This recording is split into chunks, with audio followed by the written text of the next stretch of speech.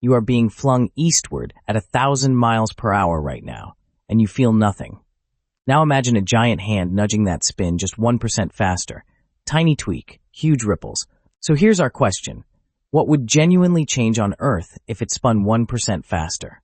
First, define it precisely. 1% faster shaves 14 minutes and 24 seconds off every single day. That gives you a day near 23 hours and 45 minutes. Not the familiar 24. At the equator, ground speed climbs from about 1037 to roughly 1047 miles per hour. To see why that matters, meet the invisible fight under your feet. Gravity versus the spin's outward pull. Gravity drags you toward Earth's center. The spin flings you outward, quietly canceling a sliver of your weight. That's the secret truth today.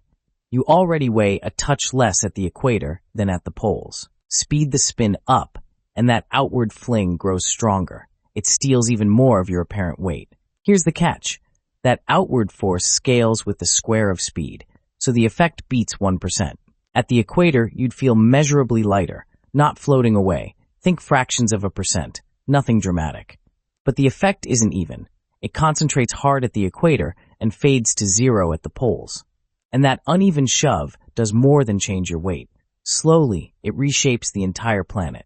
Earth already isn't a perfect sphere. It bulges at the middle like a gently squashed rubber ball.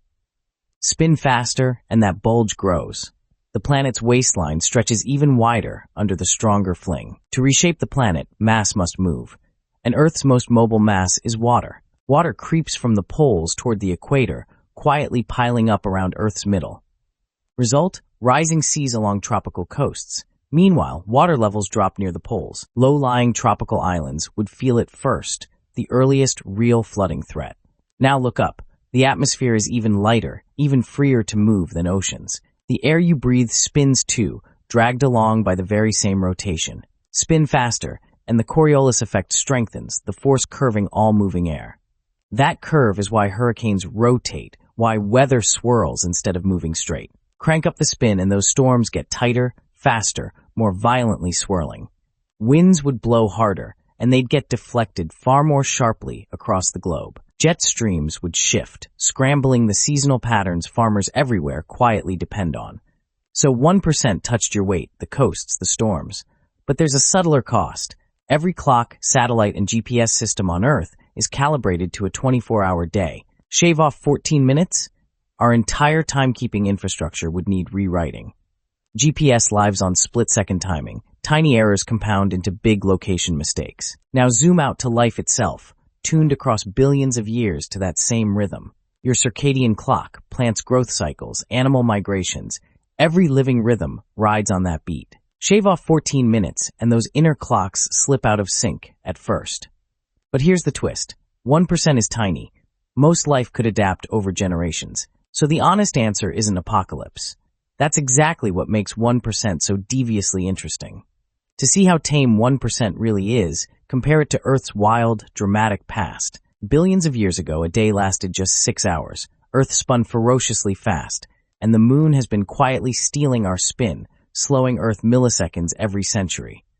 So speeding Earth up would actually reverse a trend running for countless eons. But what if we didn't stop at 1%? What if we kept pushing?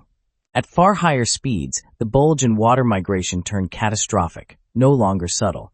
Spin fast enough, and the outward force at the equator could overcome gravity entirely. That runaway limit only arrives if Earth spun roughly 17 times faster, an 84-minute day. So 1% sits safely far from that edge, reassuring before we land the verdict. Which brings us right back to our original question, now armed with the full picture. The verdict: shorter days, a lighter you, seas creeping tropical, fiercer storms, disruptive, not doomsday. The most dangerous part isn't the physics, it's how small the change quietly looks.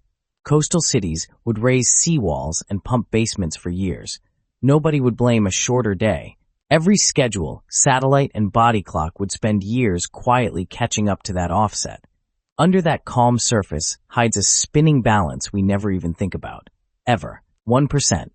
That's the gap between a planet you know and one you'd slowly relearn. If 1% does all this, picture 10%. Guess in the comments. Subscribe for that answer.